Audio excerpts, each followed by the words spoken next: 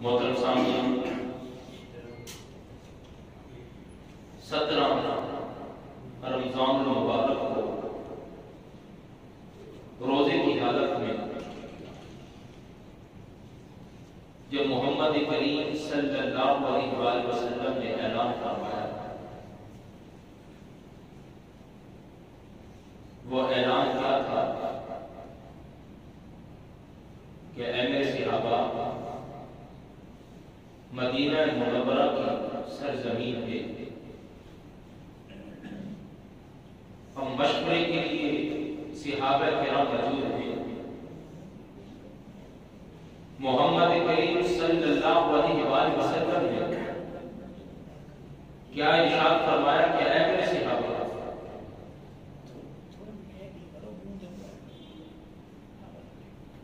اے میرے صحابہ، قریش مکہ جو ہے، مشرکین مکہ جو ہے، وہ مدینے کے اوپر حملے کا ارادہ رکھتے ہیں کہ تم کیا مشورہ دیتے ہو؟ تو اللہ کے پیارے نبی، پیارے رسول صلی اللہ علیہ وآلہ وسلم نے کیا ارشاد فرمایا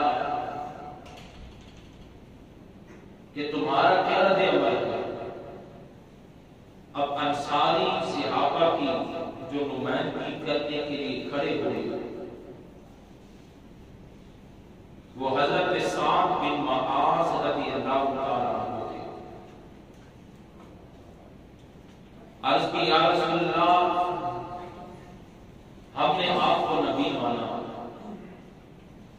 اور آپ کے کہنے پر خدا کو خدا مانا۔ یا رسول اللہ، آپ کے کہنے پر قرآن پاک کو اللہ کا کلام مانا اور دین اسلام کو حق اور سچ مانا۔ اے اللہ کے پیارے نبی، اب ہماری جماعت کے اوپر وہ لوگ حملہ کرنا چاہتے ہیں۔ یا رسول اللہ، آپ کا ارشاد ہمیں سمجھ آ گیا ہے کہ آپ چاہتے ہیں کہ جنگ کی تیاری کرو۔ اے اللہ کے پیارے نبی، پیارے رسول صلی اللہ علیہ وآلہ وسلم، جنگ تو بڑی چھوٹی سی چیز ہے۔ حضرت سعد بن معاذ رضی اللہ تعالیٰ عنہ نے کیا ارشاد فرمایا؟ جنگ تو بڑی معمولی بات ہے۔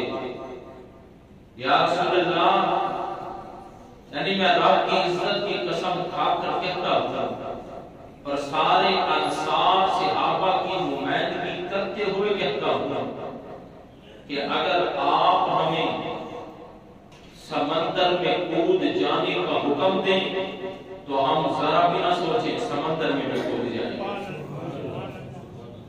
جب مجمع کے اندر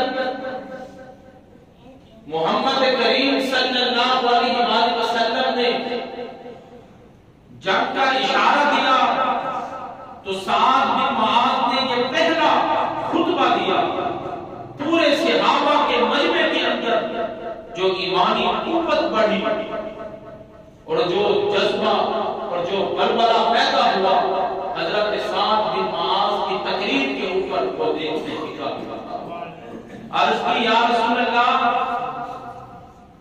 ہماری تعداد، ہمارا اسلحہ، ہماری طاقت، ہماری قوت وہ ہمیں پتا ہے کہ کیا ہے۔ ہم ہاتھوں سے خالی ہیں لیکن دل ہمارے عشق نبی سے بھرے ہوئے ہیں۔ حضرت سعد بن معاذ رضی اللہ تعالیٰ عنہ نے عرض کی کہ یا رسول اللہ صلی اللہ علیہ وآلہ وسلم، ہم آپ کے لیے ایک چبوترا تیار کریں گے میدان بدر کے قریب ہی، ساتھ ہی آپ کی سواری کو باندھ دیں گے، ہم میدان میں اتر جائیں گے۔ وہ چبوترا ایک ٹیلے کے اوپر ہوگا، اونچی جگہ پر ہوگا، آپ ہمیں ملاحظہ فرمائیں گے۔ اللہ کے پیارے نبی، اللہ کو منظور ہوا تو ہم فتح یاب ہوں گے، تو آپ ہمیں تشریف لائیے گا سواری پر بیٹھ کر۔ اگر آپ یہ دیکھیں کہ اس کے برعکس ہوتا ہے، اگر ہم ہارتے ہیں تو تو یا رسول اللہ آپ سواری پر بیٹھ کر مدینے کی طرف کوچ فرما جانا۔ اے اللہ کے پیارے نبی، پیارے رسول، مدینے کے اندر ہم جان نثار تھوڑے بہت چھوڑ کر جائیں گے، جتنی ہم آپ سے محبت کرتے ہیں وہ ہم سے بھی زیادہ آپ سے محبت کرتے ہیں۔ تو یہ تقریر حضرت سعد بن معاذ کی سن کر اللہ کے پیارے نبی بڑے ہی خوش ہوئے۔ اب جنگ کی تیاری شروع ہو گئی۔ اب ایک طرف رمضان المبارک ہے، دوسری طرف شباب و رباب ہے، ایک طرف بھوک اور پیاس ہے، دوسری طرف رنگین محفلیں سجائی جا رہی ہیں، ایک طرف نہایت ہی کمزوری ہے اور دوسری طرف طاقت کا غلبہ ہے، ایک طرف تعداد نہایت ہی کم ہے، دوسری طرف تعداد بہت ہی زیادہ ہے۔ اب روایات میں کیا آتا ہے کہ پورے صحابہ کے پاس صرف 2 گھوڑے تھے۔ کتنے گھوڑے؟ اور ان کے پاس بے شمار گھوڑے تھے، اور صحابہ کی تعداد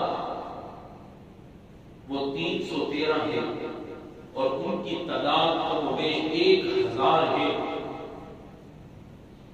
اور نہ ان کے پاس اتنے اونٹ ہیں، ان کے پاس بے شمار اونٹ ہیں، تلواریں نہ ہونے کے برابر، زرہ نہ ہونے کے برابر، نیزے نہ ہونے کے برابر، سواریاں بھی نہیں ہیں کہ جن پر سوار ہو کر میدان میں جایا جا سکے، اور بھوک اور پیاس کا غلبہ ہے۔ اب وہ نہایت ہی گھمنڈ کے ساتھ، نہایت ہی تکبرانہ، وہ چال کے ساتھ، انداز کے ساتھ وہ زرہ پہنے ہوئے، اسلحہ اٹھائے ہوئے، گھوڑوں پر سوار، اونٹوں پر سوار ہو کر وہ میدان بدر میں اترتے ہیں۔ اے ایمان والو، صحابہ کرام رضوان اللہ تعالی علیہم اجمعین، تو ان کا جذبہ تو جذبہ آپ روایات اٹھا کر دیکھیں، صحابہ کے بچوں کا جذبہ بھی دیکھنے کے قابل تھا۔ اگر والد اور والدہ دیندار ہو تو اولاد بھی دیندار بنتی ہے، اگر والد اور والدہ کو دین سے محبت ہو تو بچوں کو بھی دین سے عشق ہوتا ہے، بچوں کو بھی نمازوں سے پیار ہوتا ہے، بچوں کو بھی قرآن سے پیار ہوتا ہے۔ اگر والد اور والدہ ہی بے نمازی ہو، دین سے دور ہو، تو بچے بے نمازی بنتے ہیں۔ بچوں کی زبان پر قرآن نہیں، گالیاں ہوتی ہیں۔ بچوں کے زندگی میں دین اسلام نہیں بلکہ کفار کے طور طریقے ہوتے ہیں۔ جب اعلان جنگ ہوا تو صحابہ جنگ میں شریک ہونے کے لیے اکٹھے ہونا شروع ہوئے کہ حضرت عبداللہ بن عمر شریک ہوئے، چھوٹے سے بچے ہیں، یا رسول اللہ اجازت دیجیے۔ حضرت عبیر رضی اللہ تعالیٰ عنہ عرض کی، یا رسول اللہ اجازت دیجیے، چھوٹے سے بچے ہیں۔ حضرت رافع رضی اللہ تعالیٰ عنہ، چھوٹے سے بچے، اجازت دیجیے۔ حضرت سامورہ بن جندب رضی اللہ تعالیٰ عنہ عرض کی، یا رسول اللہ اجازت دیجیے۔ آپ کے کریم نے فرمایا، تم تو ابھی چھوٹے سے بچے ہو۔ حضرت رافع نے کیا کہا، یا رسول اللہ ہوں چھوٹا لیکن تیر اندازی ایسی کرتا ہوں کہ بڑے بھی نہیں کر سکتے۔ یا رسول اللہ آگے بڑھ کر لڑ نہیں سکتا لیکن تیر اندازی تو کر سکتا ہوں۔ آپ نے فرمایا چلو تمہیں اجازت ہے۔ حضرت عبیر رضی اللہ تعالیٰ عنہ آگے بڑھے۔ اب آپ نے جو جملہ فرمایا نا کہ تم چھوٹے ہو، حضرت رافع ہو، اب حضرت عبیر کہ اس وقت پاؤں میں جوتے نہیں تھے، موزے پہنے ہوئے، اب جوتے سے تھوڑا قد بڑھ جاتا ہے۔ اب ایک ہیں بھی بچے، تو صحابہ کیا کہتے ہیں کہ ان کا جذبہ یہ تھا کہ وہ اپنے پاؤں کے اوپر کھڑے ہو گئے، پنجوں کے اوپر کھڑے ہو گئے اور پنجوں کے اوپر کھڑے ہو کر سینہ تان کر کہا کہ یا رسول اللہ میں بچہ نہیں ہوں، میرا قد تو دیکھیے کتنا بڑا ہو چکا۔ اتنا جذبہ آپ نے اسے بھی اجازت عطا فرما دی۔ حضرت سامورہ بن جندب آئے، عرض کی یا رسول اللہ صلی اللہ علیہ وسلم مجھے اجازت فرمائی۔ آپ نے فرمایا نہیں، تمہیں اجازت نہیں ہے، تم چھوٹے بچے ہو، تمہیں ایک بہت سخت جنگ ہے، ان کی بڑی تعداد ہے۔ اب وہ رونے لگے، عرض کی یا رسول اللہ رافع کو اجازت دے دی ہے، مجھے اجازت نہیں دی۔ یا رسول اللہ رافع کو میرے ساتھ لڑا کر تو دیکھیے، میری کشتی کرا کر دیکھیے۔ یا رسول اللہ اگر میں ہار جاؤں مجھے اجازت نہ دیجیے گا، اگر رافع کو ہرا دوں پھر تو اجازت دے دیں۔ اب یہ جب دلیل پیش کی حضرت سامورہ بن جندب رضی اللہ تعالیٰ عنہ نے، تو آقا کریم نے فرمایا کہ رافع کو بلایا جائے۔ حضرت رافع رضی اللہ تعالیٰ عنہ آگے بڑھے، حضرت سامورہ بن جندب قریب ہوئے اور آپس میں کشتی شروع ہوئی۔ ارے وہ کشتی کیا کمال ہوگی کہ مصطفیٰ اس کو دیکھ رہے ہیں۔ صحابہ کے مجمع کے اندر اب دونوں بچے آپس میں لڑے۔ ارے لڑ کس چیز کے لیے رہے ہیں؟ اے ایمان والو، آج ہم کہتے ہیں کہ ہمارے بچے نماز نہیں پڑھتے، آج ہم کہتے ہیں کہ ہمارے بچے روزہ نہیں رکھتے، آج ہم کہتے ہیں کہ بچے تلاوت قرآن نہیں کرتے۔ ارے صحابہ کے بچوں کو تو دیکھو جو نماز نہیں، تلاوت قرآن نہیں، ارے جانوں کا نذرانہ پیش کرنے کے لیے محمد کی بارگاہ میں جلوہ کرے صلی اللہ علیہ وسلم۔ ارے کہاں جانے قربان کرنے کے لیے وہ آگے بڑھ بڑھ کر اپنا نام لکھوا رہے ہیں اور اجازت طلب کر رہے ہیں۔ آج لوگ آ کر کہتے ہیں کہ ہم نماز نہیں پڑھتے، نہ صحیح ہمارے اولاد تو پڑھے۔ قاری صاحب آپ انہیں سمجھائیں، اے ایمان والوں ان کو کس طرح سمجھایا جائے؟ جب والد ہی نماز نہیں پڑھے گا تو بچے کس طرح پڑھیں گے؟ ہمیشہ ان کی اولادیں نماز پڑھتی ہیں جب بچوں کی آنکھ کھلتی ہے، ماں مصلی پر ہوتی ہے۔ ہمیشہ ان کے بچے روزہ دار ہوتے ہیں، جب بچے سمجھدار ہوتے ہیں تو کہتے ہیں تو میں تو بچپن سے دیکھتا آ رہا ہوں کہ میرا والد روزہ کبھی نہیں چھوڑا، ارے میں کس طرح روزہ چھوڑ سکتا ہوں؟ ہمیشہ ان کے لوگ، ان کے بچے تلاوت قرآن کے عادی ہوتے ہیں، جن کے والدین اٹھ اٹھ کر قرآن کی تلاوت کو معمول بناتے ہیں۔ بچوں کے کانوں میں جب قرآن کی آواز آتی ہے تو وہ کہتے ہیں ارے اس کتاب کو ہم کس طرح چھوڑیں؟ ارے میرے والد اور میرے والدہ تو اس کو کثرت سے پڑھا جاتے ہیں۔ تو آج یہ کیسا، یہ کیسی سوچ ہے، یہ کیسی بات ہے کہ ہم نہیں پڑھتے، نہ پڑھیں ہماری اولاد کو پڑھے، نہیں، ہم پڑھیں گے تو ہماری اولاد پڑھے گی، ہم نہیں پڑھیں گے تو ہماری اولاد کبھی بھی نہیں پڑھ سکتی۔ پہلے گھر کا ماحول ہمیں خود بنانا پڑے گا۔ تو حضرت سامورہ رضی اللہ تعالیٰ عنہ اور حضرت رافع رضی اللہ تعالیٰ عنہ کی کشتی ہوئی۔ اے ایمان والو، صحابہ نے کیا دیکھا کہ حضرت رافع کو حضرت سامورہ بن جندب، اب بچے ہیں، انہوں نے اٹھا کر زمین پر دے مارا اور کہا یا رسول اللہ میں نے نہیں کہا تھا کہ میری کشتی کرا کر دیکھیں، اگر میں ہار جاؤں تو اجازت نہ دیجیے گا۔ دیکھیں اللہ نے مجھے فتح عطا کی ہے اور مجھے جنگ میں جانے کی اجازت دے، وہاں بھی اٹھا کر بخار پڑا۔ اے ایمان والو، یہ بچوں کا جذبہ ہے۔ اللہ کے پیارے نبی، پیارے رسول صلی اللہ علیہ وسلم نے ان کو بھی اجازت عطا کی۔ آج ہمارے بچوں کی کیا کیفیت ہے؟ آج ہمارے بچوں کا کیا ماحول ہے؟ آج ان کی زندگی کس طرح گزر رہی ہے؟ اے ایمان والوں، آقا کریم صلی اللہ علیہ وسلم جب فجر کی نماز ادا کرتے تو ایک صحابی اٹھ کر چلے جاتے، ایک دن دیکھا، دوسرے دن دیکھا، تیسرے دن دیکھا، یہ دعا نہیں مانگی۔ اے ایمان والوں، یہ عمل اتنا برا ہے کہ محمد کریم نے اس کے اوپر تنبیہ فرمائی کہ جو دعا مانگ کے نہیں جاتا، آقا کریم کو وہ ناپسند ہے۔ اللہ کے پیارے نبی پیارے رسول صلی اللہ علیہ وآلہ وسلم نے اگلے دن روکا اور رو کر کہا اے صحابی دعا کیوں نہیں مانگتے؟ میں سلام پھیرتا ہوں تم چلے جاتے ہو۔ عرض کی یا رسول اللہ ہر طرف کھجور پکنے کا موسم ہے اور میرے ہمسایوں کے گھر میں کھجور کا درخت ہے، لیکن وہ جھکا ہوا میرے صحن کی طرف ہے۔ صبح مدینے میں ٹھنڈی ہوا چلتی ہے، وہ کھجوریں ٹوٹ ٹوٹ کر میرے صحن میں گرتی ہیں۔ اے اللہ کے پیارے نبی پیارے رسول صبح سویرے اٹھ کر اس لیے چلا جاتا ہوں کہیں دعا مانگنے میں مجھے تخیر ہو، میرے بچوں کی آنکھ کھل جائے اور وہ صحن سے کھجوریں اٹھا کر کھا لیں، ان کے لیے حرام ہے۔ اے ایمان عطا کرنے والے، اے اللہ کے پیارے نبی پیارے رسول میں صبح سویرے چلا جاتا ہوں، دعا اس لیے چھوڑتا ہوں میں وہ جا کر کھجوریں اکٹھی کر کر اپنے ہمسایوں کے گھر پھینک دیتا ہوں تاکہ میرے بچوں کے اٹھنے سے پہلے میں ان کے صحن میں ان کی کھجوریں پھینک دوں، میرے بچوں کے منہ میں حرام لقمہ نہ جائے۔ ارے یہ ہے صحابہ کی تربیت جو اپنے بچوں کی کیا کرتے تھے۔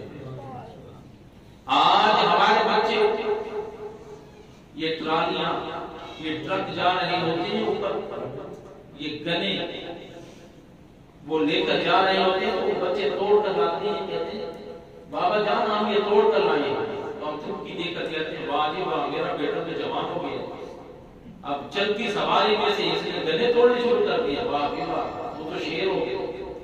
اے ایمان والو، ہم تو بری عادتوں پر بھی ان کی حوصلہ افزائی کرنے والے ہیں۔ تو اللہ کے پیارے نبی پیارے رسول صلی اللہ علیہ وآلہ وسلم نے کہ صحابہ نے جو اپنے بچوں کی تربیت کی، جو ان کو ماحول دیا، تو وہ ایسے ستارے بن کر چمکے کہ مشرق و مغرب، شمال و جنوب، پوری دنیا کا ذرہ ذرہ ان کی روشنی سے منور ہو گیا۔ اب جنگ کا میدان سج گیا، کفار و مشرکین سامنے ہیں، آقا کریم صلی اللہ علیہ وآلہ وسلم اپنے چبوترے کے اندر، اپنے اس کیمپ کے اندر موجود ہیں۔ حضرت سیدنا ابو بکر صدیق رضی اللہ تعالیٰ عنہ اب روزے کی کفیلت ہے، روزہ رکھ کر میدان جہاد میں موجود ہیں۔ تعداد 313، آگے تعداد 1000 کم و بیش، اسلحہ نہ ہونے کے برابر، 2 تلواریں ہاتھوں سے بھی خالی، آگے اسلحہ بے شمار۔ اے ایمان والو، محمد کریم صلی اللہ علیہ وآلہ وسلم نے ہاتھ اٹھائے اور ہاتھ اٹھا کر دعا مانگنا شروع کی۔